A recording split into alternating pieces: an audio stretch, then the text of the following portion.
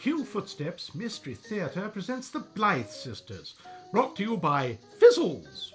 Fizzles, the medicine for when your tummy has fizzled out. Powerful, doctor-recommended ingredients are contained in a powder that turns into effervescent relief in liquid. Just 2 spoonfuls in a glass of water will bring you back to your normal, bubbly self. And you'll love the peach flavor. Ask your druggist for some today. Hi there, I'm Joan Blythe, the singer for Fireball Quartet.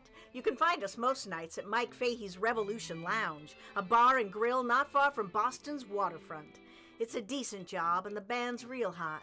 I'm also the sister of Francis Frank Blythe. Frank is female. Dad gave her the nickname because he was convinced he was having a boy. It's actually okay, because Frank isn't like most females. She has the brain of a scientist and spends most of her time experimenting. She funds those experiments by working at the lounge as a hat check girl. She's a good kid and we have a good life. I also have a gentleman friend, as they used to say, Agent Warren McAllister of the Treasury Department. He should be the one to get all of the excitement, but Frank and I seem to get our fair share. This one time, for example, when a wedge of iceberg turned out to be a completely different kind of lettuce.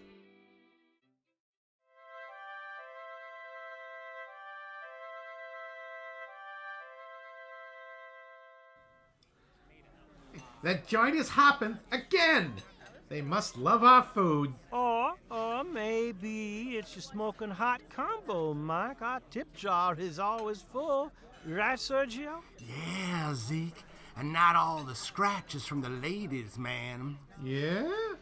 Oh, maybe you should be sharing that extra cash. Don't even think about it, Mike. The tip jar money is all ours, according to the contract that you made us sign. So you didn't have to pay us as much, remember? That was a genius idea you had, Joan, putting that part in. You really thought you pulled one over on us, didn't you, Mike? Joni knew we'd rake in the cash with that jar. Yeah.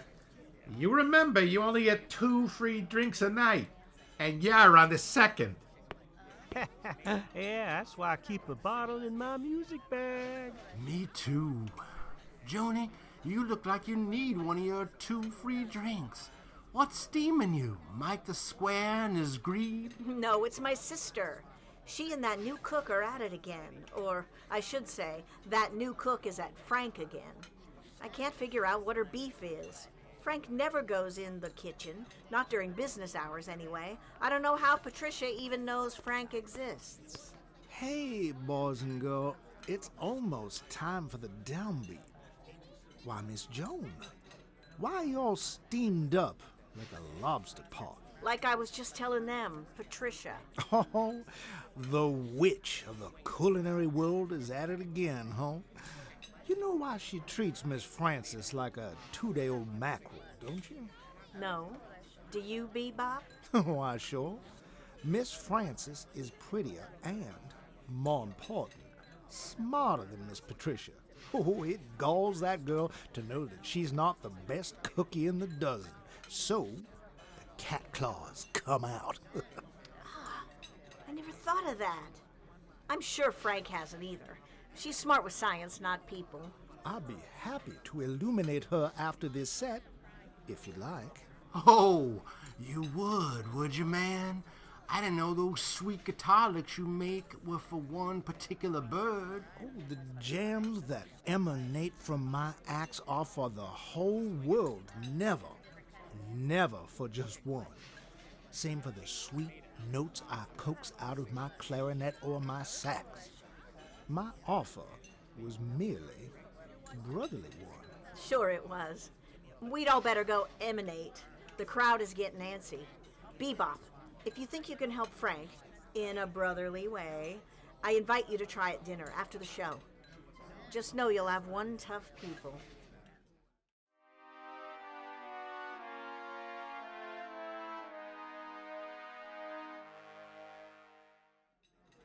This is ridiculous. Dinner service over and all of this food left over? What a waste. It won't be wasted, Patricia. The staff will eat a lot of it.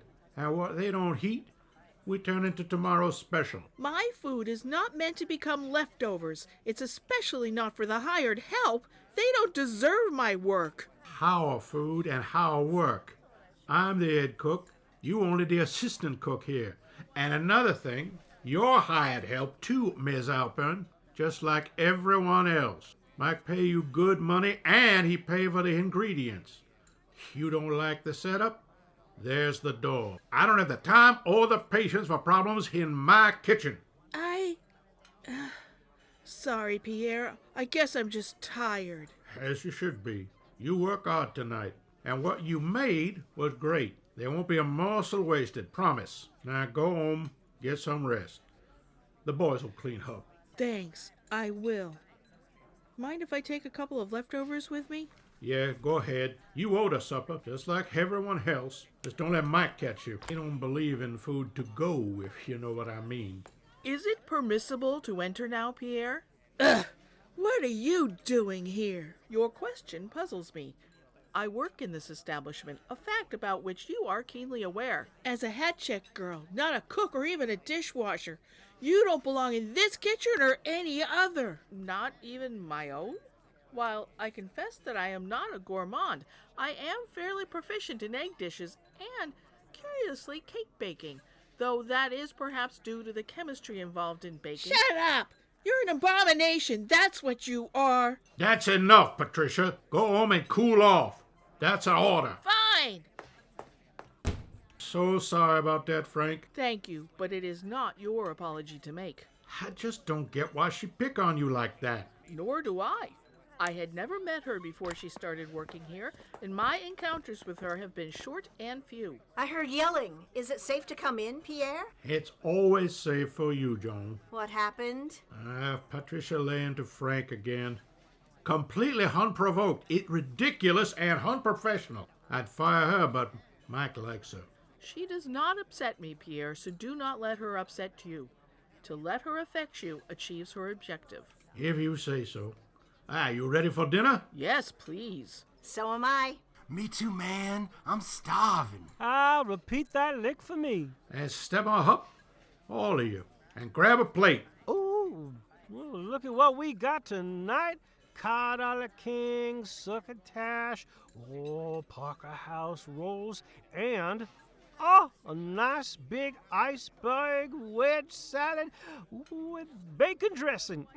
And Boston cream pie, man. Hey, where's Bebop? He never misses dinner. And I haven't missed it this time either. I've been sampling the delightful creation that will be tomorrow's featured first course. Cream of celery soup. I will say it would benefit from a shake or two of cayenne, but I know New England tastes don't wander into the world of spice. Which is why you carry a bottle of said pepper. You mind parting with some? Oh, not at all. Help yourself. Joan, care to partake? No thanks. I'm one of the dyed-in-the-wool New Englanders. Oh, cayenne. May I please partake, Bebop? You're welcome to partake as much as you please. You have a fondness for the heat? I do indeed. The complexities of cayenne, spicy yet fruity, with notes of smoke and even a grassiness, fascinate me. I find them delicious and even a bit stimulating. Best of all, the capsaicin does not affect my stomach at all. How are you a member of the Blythe family? Father wouldn't even use black pepper because he thought it was too spicy. Oh, maybe you've got an ancestor from a country in the southern hemisphere. It's quite possible. According to family legend, great-grandfather was a bit of a carouser. Or was it great-grandmother? I put my bet on the great-grandmother. Hey, what the heck? What's wrong? There's something besides lettuce in my lettuce wedge. Pierre, you can't ignore your bills by hiding them, my man. What are you talking about? This big old piece of paper right in the middle of my salad. Oh, that is one way to add fiber to your diet. This isn't a bill. This is just a blank piece of paper. Blank? It must just be paper they used to pack that crate. Whew, I thought I was in trouble for a minute. Sorry about that, Sergio. Let me get you a new salad. May I see the article in question? You can have it, Frank. Here. Thank you. Not tissue or onion skin or the run-of-the-mill office stock. There is something odd yet very familiar about this paper. I think I'll analyze it when I return home. You sure are an egghead, Frank. Egghead? My cranium is actually fairly round. He means smart. Yes, she is. Well, so are you, Toots. You're the one who figured out Sam and Joey were bank robbers. Oh, yeah. Sam and Joey were in the band, Bebop. Only at the same time, they were working with some Joe who wanted to pull a big bank heist. They found out Frank was working on a formula for explosives and tried to take it and her. Warren, the T-Man, came into the picture. Joan figured it all out, and the two caught the whole gang and rescued Frank. It was wild, my man. A caper most hazardous. I'm glad it was before my appearance on scene. Well, you're here because of that scene. You and the parade of hired drummers whose names I never remember. Hey, whatever happened to Warren, Joan? I thought you were, kind of sweet on him. Warren is working on a case in Pennsylvania, I think. And we're just friends. Interesting. I did not know friends ever kissed the way you two do. I knew it. I think it's time to go home. Are you coming, Frank? Affirmative. I am very curious to learn the composition of this paper. My fellow masters of music, you were right on. Frank really is that girl. I do not understand. I am a female of the mammalian genus Homo sapiens, but I am only one of many millions of girls. You're right, Bebop. She is. And a lot more.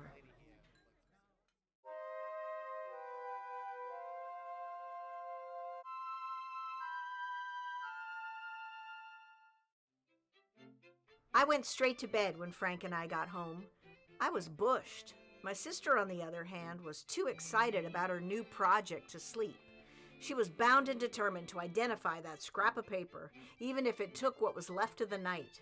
What she discovered prompted a shocked reaction from me and a long-distance phone call. Not in that order. Oh. Good morning, Frank. Please tell me you went to bed last night? The proper greeting is good afternoon, as it is past 12, and I nodded off in the lab for an hour or two.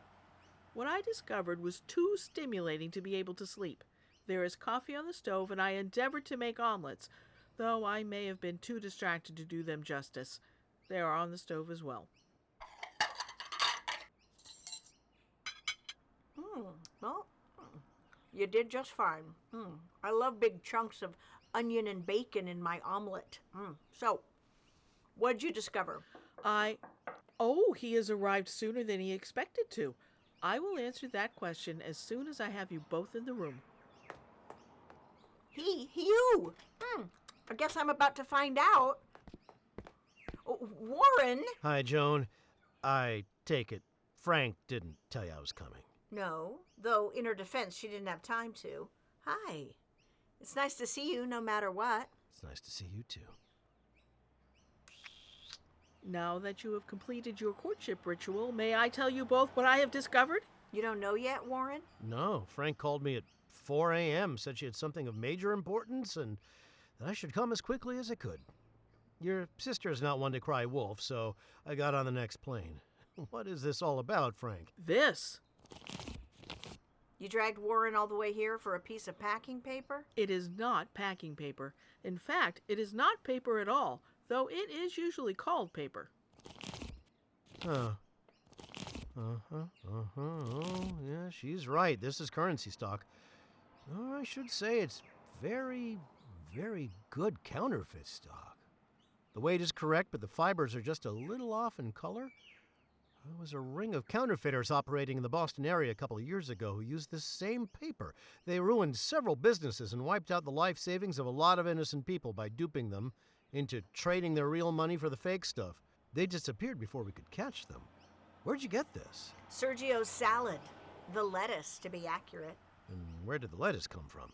I imagine it came from one of the produce stands in Haymarket, as it's so close to the lounge. That makes sense. Who gets the produce, Mike or the cook? I don't know. Could be either or both. Or perhaps my arch nemesis. Arch nemesis. Hugh? To be accurate, Frank is her arch nemesis, for a reason none of us can figure out. Patricia Halpern, she's the new sous chef. And before you ask, maybe she gets the produce, but I don't think so. I think I need to make a trip to Haymarket. Care to tag along? Sure, if you can wait long enough for me to finish this omelet. No, I can wait. I should make a call to the office first anyway and let them know what's going on. I imagine you are hungry after your flight. Please feel free to partake of the other omelet after your call. It is lumpy, but perfectly edible. A lumpy omelet? Well, if anyone else had offered me a lumpy omelet, I'd refuse it, but I have a feeling I'll be glad to accept this one. Warren was glad he took the omelet. He loved it, chunks of onion and all. His boss wasn't happy he had dropped his current case without warning, but he conceded it was a good thing he did. He gave Warren our case and sent another agent to take his old one. Once he was official, we headed for Haymarket, an open-air farmer's market on the pier end of Quincy Market. Frank and I go there all the time, as it's cheaper than the local grocer. It's not a very nice place. The stalls are ramshackle, there's lettuce leaves and old fruit on the ground, and the smell of rotting vegetables is almost overwhelming. You have to know the right vendors to patronize. I wasn't sure which ones Pierre and Patricia used, so I took Warren to my favorite, Rizzo Brothers. It was as good a place to start as any. Pound of potatoes? Yeah, you got it, man. Here you are. Next. Oh, hey, Joan. What you need today? Radishes just came in. Real beauties. No thanks, radishes make Frank itch. Oh, yeah, right. Hey, where's that nutty sister of yours? She's usually right behind you like a little puppy. Home. I brought someone else instead. Dante Rizzo, this is Warren McAllister, and vice versa. Yeah, you don't say. Hey, real pleasure to meet you. Joan here's one of our best customers. Hey, she gonna make you one too? Maybe. We're trying to solve a little puzzle, Dante, and I'm hoping you can help. Does Mike Fahey or his chef Pierre buy the produce for the revolution from you? Mike? Nah, not unless he has to. Says we're too expensive. He buys most of his stuff from Diamond Produce. They're not cheaper than you. They're more expensive. They sell in smaller quantities, which only looks cheaper. Hey, you know that, and I know that. But you can't convince Mike or a lot of the other people around here. Look at that line over there. That's okay. We ain't waiting for customers. The others will find out the truth eventually. Ooh, you have spring onions. I'll take a pound of those. And your potatoes are beautiful. 5 pounds of those. Yeah, you got it, Joni. Where do you get your lettuce from, Mr. Rizzo? It's out of season. No, it's never out of season, not for us. We grow it in greenhouses. It don't work for all kinds of lettuce, but it does for iceberg and cabbage. So you don't have to pack the heads in paper to ship? Pack lettuce? In paper? Heck no. We just chuck them into crates, whether we're bringing them here or to a grocer. Who would bother doing that? That's what we're here to find out. Yeah, well, when you do, let me know. And find out how much they charge. Oh, maybe people would pay more if their vegetables look, fancy.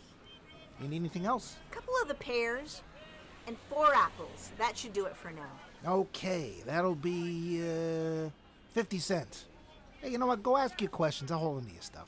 Thanks, Dante. I don't know what it is about this place. Everything looks delicious, but smells awful. The stuff you buy smells a lot better when you get it home. The onions in the omelet came from Dante's. Oh, well, that makes me feel better, I think. Here's the Diamond Produce stall. You see they have all of their produce in sacks already. Yeah, which means you can't be sure of the weight or the quality. Their prices are lower than anyone else's in Haymarket, so people take the gamble. We're in luck. The line's gone down. Hello there. What can I get for you today? Some iceberg lettuce, please. Why, sure. How many heads do you want? At least 3. Looks like you only have 1 left, though. I know. We got plenty. We have a storage area under the big market. One of the guys just went to get some. I'll have all 3 for you in just a minute. Okay, I'll wait. Hey, do you grow your own lettuce, or do you get it from somewhere else? Can't tell you. That's a trade secret. Oh, well, you can tell me. I really can't. Well, how about now? A Fed? Hey, you can't get us for anything. We're strictly on the up and up here. Okay, so maybe my thumb lands on the scale every now and again, but you find someone around here who doesn't do that. I'm not interested in your thumbs. Just answer my question. We get most of our stuff from other farms. Don't tell anyone this, but the lettuce comes from...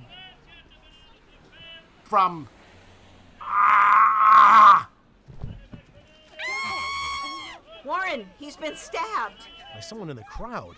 Did you see who did it? No, did you? No, but that person in the dark coat over there looks mighty suspicious. Go that way, I'll go this way. Quick! He's starting to run.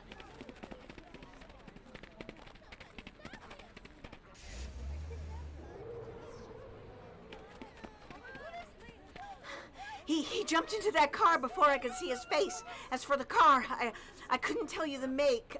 Never mind the license plate. Yeah, it was a Ford. No plate. We need to call the police. And we need to find that storage area and the victim's co-worker. Hope it's not too late. We didn't need to call the police. One of the other vendors did it. Warren and I were questioned and released pretty quickly. He ran off after that to report to his superior. I decided to call someone to help us find the storage area. My sister. If she didn't already know where it was, she would find out in a jiffy. Joan, there you are. I hope this assignation is a crucial one. I was in the middle of an experiment involving light emissions through optical magnification. I believe it may be possible to use One of the this... diamond produce vendors was just stabbed. We think they may be involved in the counterfeit ring. We need to find their storage area. Ah, we? Warren went off to report to his office. You talk to the vendors here all the time. Have they ever told you where their storage areas are? They have indeed. Giovanni Rizzo once treated me to a tour of his. There was not much to observe. Hi, Frank. Thanks for coming. You're very welcome. What'd the boss say? Nothing really useful. They're going to look into Diamond Produce and its owners, and they said they'd confirm my identity to the police. So, where's the storage area? Approximately 50 yards southwest from here. Allow me to head the party. As you can see, the storage areas are all labeled on their doors. The one for Diamond is at the end of the row. Door's open. The victim said his coworker had come down here to get more lettuce. Maybe he left it open when he ran back. I don't even know if he returned to the stand. Yeah, he did. Stopped by after I talked to HQ, and he was being questioned by the police. Should be tied up for a while. Let's take advantage of that. You two stay out here and keep watch. I'll go in. Party pooper? No, just keeping you safe. Back in a flash. Did you really witness a murder? Yes and no. We were talking to the victim when he collapsed. We didn't actually see it happen. I am dismayed that I missed it. It would be fascinating to witness an actual murder. Describe exactly what you saw and heard. Let's see. The victim... What did he look like? About 5'7", on the stocky side. Salt and pepper, curly hair. Hugo. The man who usually works with him is Bert. You'd know him if you saw him. Long, thin, dark hair that always sticks up and out as if he had just been electrocuted. Definitely did not see him. And he couldn't have been the man we chased. I didn't know you knew all these people by name. I don't. I am merely observant. I hear things and see things and memorize them. Was anyone else in the stall? No. The Diamond Produce stand is one of the ones across from the building. Were there a lot of people walking behind it? Yes. Describe one. Are you kidding? It was a blur. Wait a minute. There was a butcher. He was wearing a bloody apron. Another produce man walked by with a big crate of Brussels sprouts. Anyone else? Perhaps right at the time of the incident. Who was speaking? The vendor, Hugo. He was about to tell us where he got his lettuce from. I was paying attention to him, not who was around. A pea coat! A pea coat? A clothing item made of legumes? No, the blue wool coat sailors wear. There was someone wearing a pea coat walking by, wearing a peaked cap, and the collar turned up so I couldn't see their face.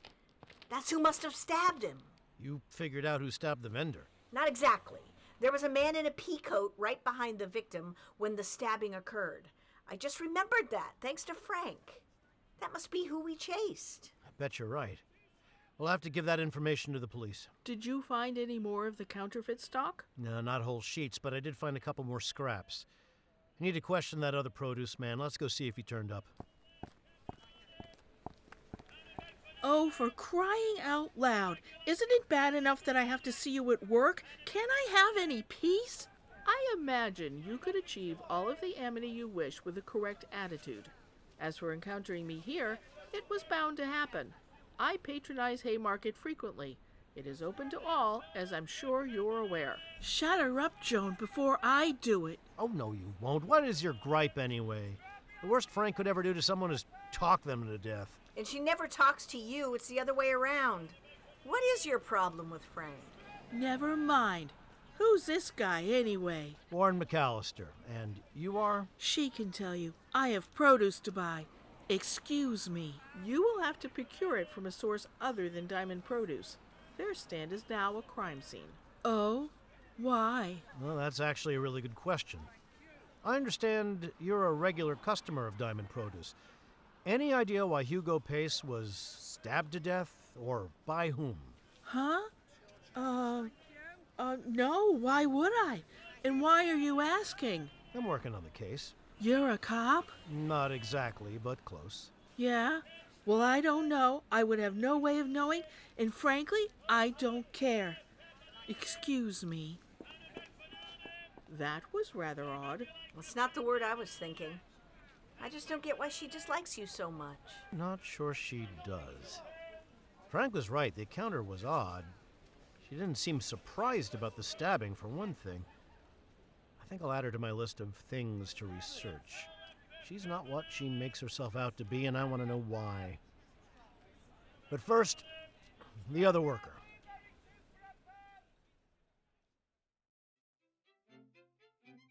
Bert was back at the stand when we got there. He had slipped off for a quick nip at a nearby bar, something corroborated by the bartender. He had nothing of interest to say. He couldn't think of a reason why anyone would hurt Hugo, and he had no idea what the paper scraps were doing in the storage room, though he did say that he's seen them before. He just thought it was packing material. What a bunch of nothing. Warren told me to relax. It was just the beginning of the investigation. I was glad to head to the lounge that night. It would take my mind off everything, I thought. Boy, was I wrong.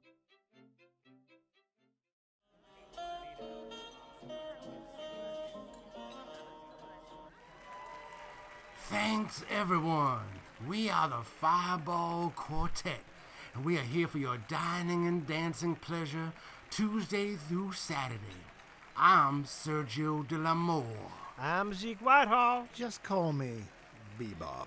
And I'm Joan Blythe. Thanks again, and be sure to tip your bartender and waitress. They're good people, and they work hard. Good night. Well, we squeaked through this night, fellow mice. None of us was firing on all cylinders. Were the visits from Hypnos too brief last night? Oh, non-existent for me. I was up all night writing new music. And I was listening to Cupid instead, if you know what I mean, my man. I slept, but my brain is stuck on this whole counterfeit paper thing. Sorry, I was distracted. It's okay. Not every night is gonna be stellar, man. The people were none the wiser, I don't think. Thought it did seem happy enough. I think I'll go make myself happy with the South Side. I dig those old cocktails. Anyone care to join me? Oh, I am amenable to that. Lady Warbler, Lord Bassman. Oh, I need some grub first, ma'am. I need to check on Frank. I'll meet you guys in the kitchen. I think our girl is about to get in a peck of trouble. I think your thinking is right on. Joan? In peril? And what is it that draws you to such an ominous conclusion? Okay, remember that story we told you about Frank getting kidnapped?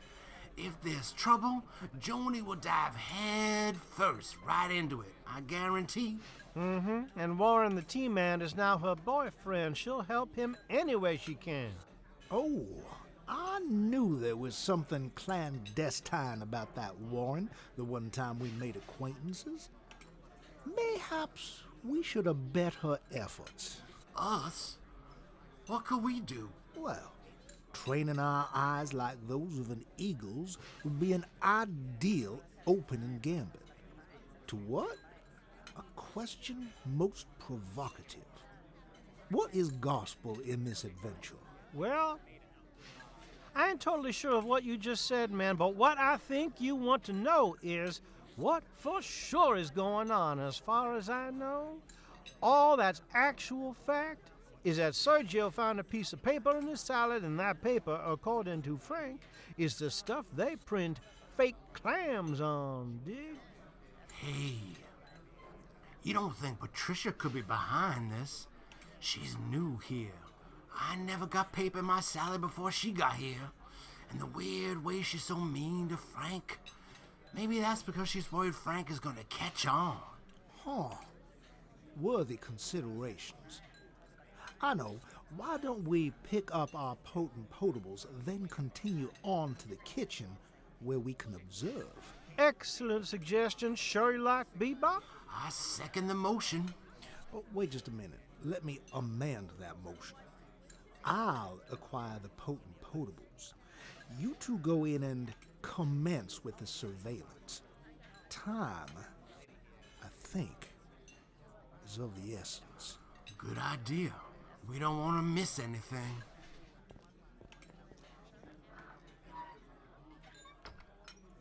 There you guys are. Hope you're hungry. I got tons of corned beef and potatoes tonight.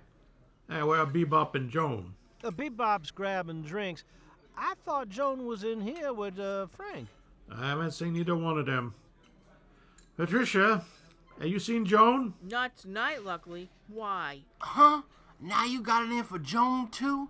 What is your beef, you turkey? Great A sirloin. I'm going home. Good night, Pierre.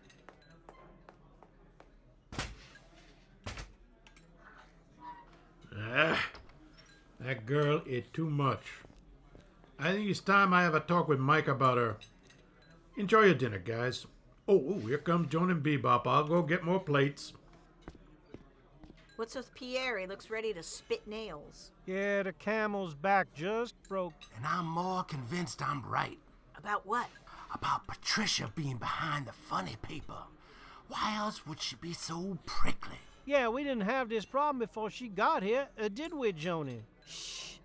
That's already been thought of and is under consideration. Have you three seen or heard something I should know about? Negatory, fair songstress.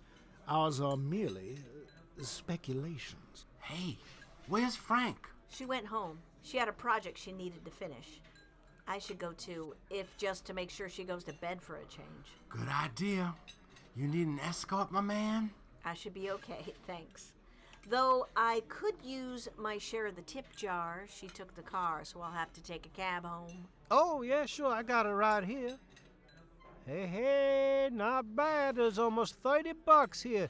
Divided by 4 would be 7 apiece if I got the math right.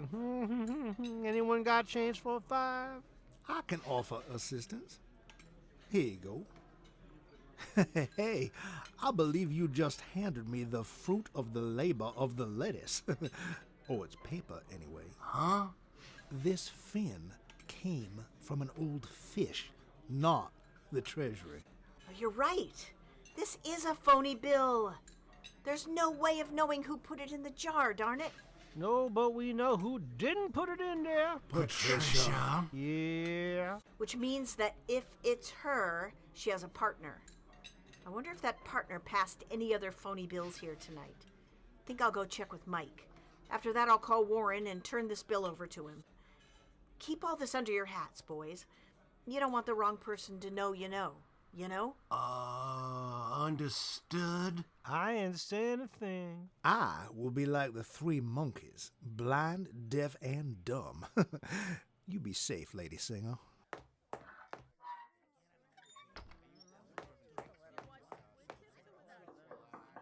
Yeah? It's Joan. I have a quick question. Oh, sure. Come on in. What can I do you for? Have you done tonight's receipts yet? I was just getting to that. Why? We found a counterfeit bill in the tip jar. I wondered if you got one too. What? I better not have. Yeah, I did. A sawbuck, too. It looks close to the real thing, but not close enough. Whoever took this should have noticed. Jeez, what do I do? Give it to me. I'll give it to Warren. If you hang on to it, you could be arrested. Fine, take it. I hope you find out who did it, and quick. I can't afford to keep getting fake money. I hope we do too. Mike, how did you come to hire Patricia? A friend of mine sent her over. Said Patricia was good but new and was willing to work cheap to get experience. I don't really like the idea of females in the kitchen, but cheap is cheap, and Pierre needed help. Why? Just wondering. It's that thing she has against Frank, ain't it? Yeah, I know about it. You guys think I don't pay attention, but I do. Any idea why she hates Frank, Mr. All-Knowing? Nope. She hadn't mentioned the reason to anyone. Hey, don't worry, Joan. If she don't knock it off soon, I'll can her. I like Frank. Patricia, well, I like her cooking. And that's about it. Now, go home and forget about her. Good night to you, too. It could be Patricia. All of the clues could point to her, but my gut is saying no. There's something we've seen, something we've heard that points in another direction. Someone's behind the club. No, two someones. And they look like they're trying to be invisible. Maybe I could hear what they're up to. This is the last of it. I ain't doing this no more. It's too dangerous. There was a T-man sniffing around today, and Hugo Diamond got stabbed. To death. I know. I did it. Couldn't have him talking. The T-man'll get it too if he get too close. You'll do what you're told, or you'll be on my list as well. I gotta go down to the shop. You come with me. I may have a package for you to take, if the ink's dry. Darn. They were too far away to recognize their voices. And it's too dark back here to make out their faces. I'm glad Warren's stopping by the house tonight. I need to tell him he's in danger.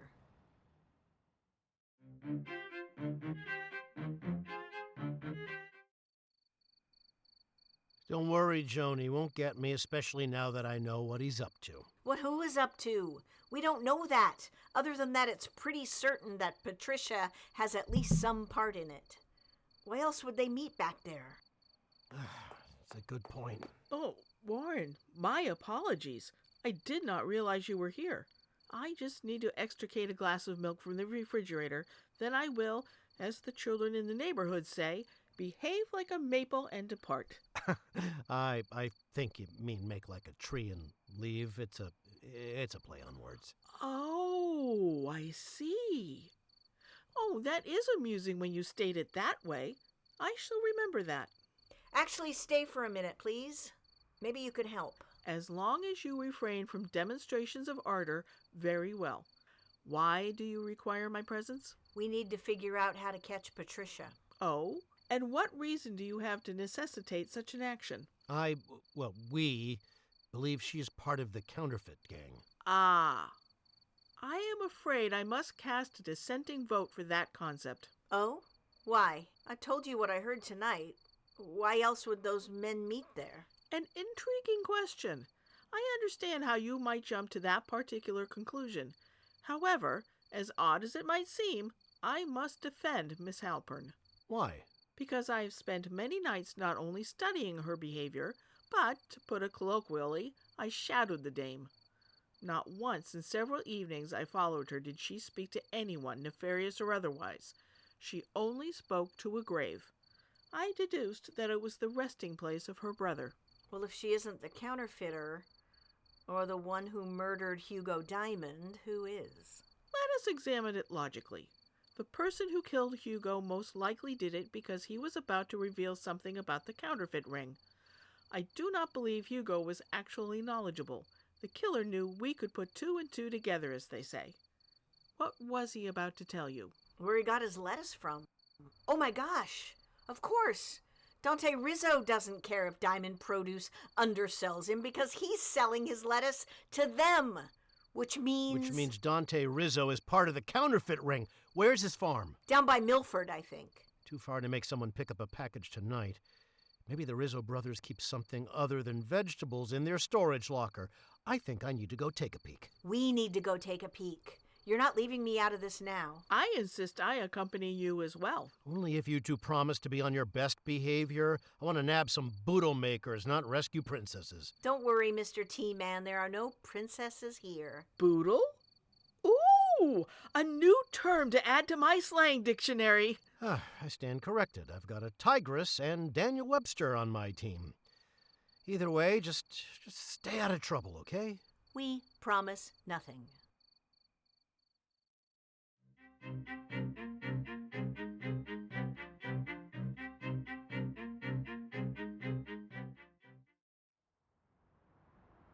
I don't think I like Haymarket at night. It's creepy. All the lights are out except for a couple of street lights. It would be possible for the boodle makers, as you called them, to discover us before we discovered them. My boss is sending backup, and he's called in the cops. They should be here any minute. Don't worry, man. We got all your backs. Sergio, Bebop, what are you two doing here? How did you even know to come? Second question first.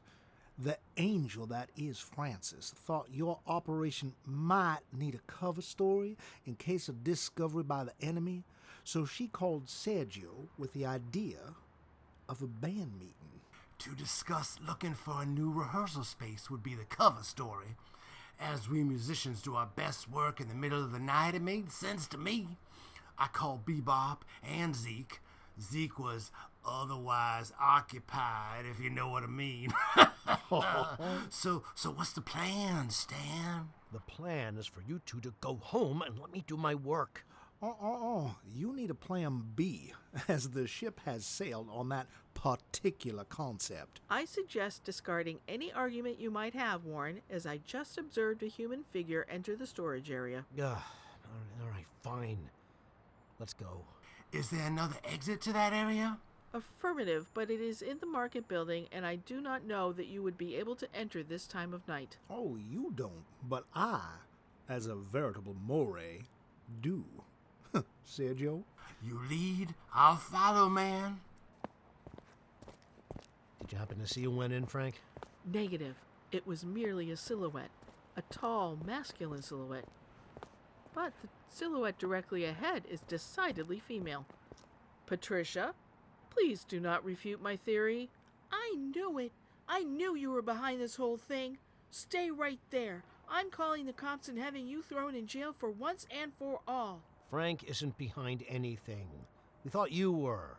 Frank insists you're innocent. I haven't done anything wrong. I'm trying to catch the people behind all the counterfeiting. They killed my brother. That explanation is quite logical. Your surmise is not. May I introduce Agent McAllister of the Treasury Department? He is a friend. We brought the case to him when we discovered it. Now, let me wrap it up. Which is the Rizzo storage unit, Frank? Third to the left, the one with the light shining under its door and the sound of voices coming from it. I do believe I just heard my new favorite word, boodle. Right, get to the side, ladies. This might get sticky. Put your hands up! I'm Warren McAllister of the Treasury Department. You're all under arrest. Pierre, cops! And just one, and I'm ready for him. I knew you'd be a thorn in our side, T-Man. I'm not going down without a fight! Warren! I'm okay, Joan. Pierre's the one who fell. You gonna try too, Mr. Rizzo? Yeah, forget it. I ain't dying like Pierre. I give up. He's not dead. I just nicked his shoulder. He'll be around to face trial, and so will you. Pierre was the mastermind? Apparently. Res ipsa loquitur, as they say. The printing plates are there on the floor next to Pierre, and the press is under that tarp in the corner. Oh, man. We missed all the action, Bebop. Well, mayhaps, but we will live to see another jam session, my confederate in music. A jam session and an explanation, I hope. I want to know the whole story, man. It's gotta be a doozy.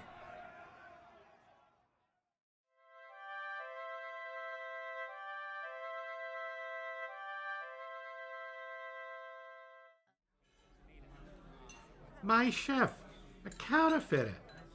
I never would have believed it. You weren't supposed to believe it. Nobody was. He thought he had a great thing going with Dante. They'd print the funny money, then ship it through produce orders. Pierre usually bought his produce from Diamond, so no one would get wise to his association with Rizzo. He ran out of lettuce on a night he was featuring the wedge salad, so he had Rizzo bring some. Which is how I ended up with fake lettuce and the real stuff. Oh, I get the whole thing now, man. Have you initiated the quest for a new culinary master, Mike? No need. Patricia's real good. She's gonna take over. Now that it's all over and she knows Frank ain't the bad guy she thought she was, she's all sunshine and daisies back there. Speaking of Frank, where is she? In the kitchen with Patricia, swapping recipes. I think those two may end up bosom buddies. Good. Harmony I like. Do me a favor, Joan. If you discover another nefarious person working here, don't tell me. I don't think my heart could take it. I'm not going to even look. Oh, amen to that. But I have a premonition that this will not be your final caper. Let's go make music, my fellow minstrels. Our adoring fans await.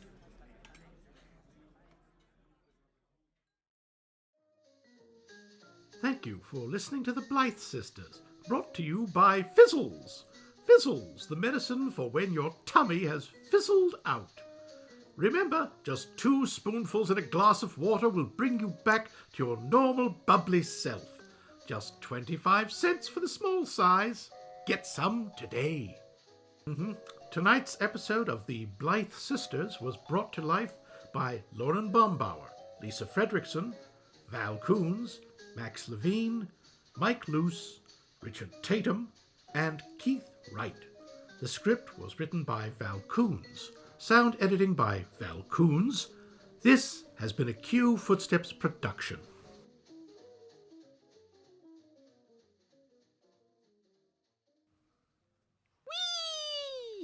Yep. Fantastic. Shoof. Who am I, Helen? Not as pretty. Frog in Richard's Throat is brought to you by Warner Brothers. God, Flamagogo. Phlegm, it's what's for dinner. Oh, gross. Phlegm, baked beans, phlegm, and phlegm. Go phlegm instead of the baked beans, then. You call it phlegm without the phlegm, then. This is all going on the reel.